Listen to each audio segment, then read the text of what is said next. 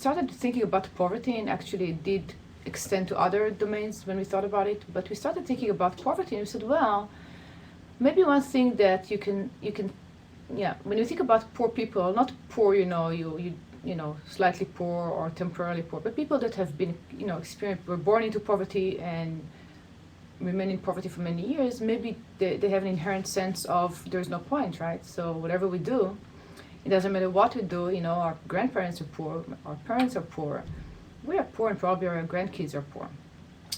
And then we thought, well, how does that may affect the way you the decisions that you make, the daily decisions that you make? And two things that we thought about were the following. One is this notion of impatience, right?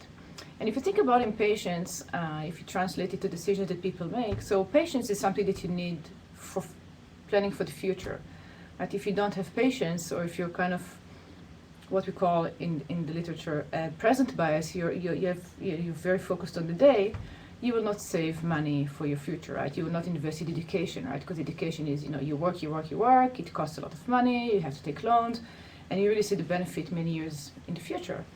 So we thought, well, that may be one thing that we might be able to find, or that we will find, that people who are induced, right, or people who are experiencing helplessness would be more likely to make decisions that benefit them in the short run, but compromise their well-being in the long run. The other thing that we thought that would be interesting to look at, and that's the other study we looked at, is to see how risk-taking they are. Right, so you can think about, or at least the way that we looked at it, we looked at risk-taking, or people's willingness to take risks in the form of gambles, right? So you can think about a gamble that promises very high rewards with very low probability, and you can think at the other extreme of gambles that offer very low reward but with very high probability, right? So almost with certainty.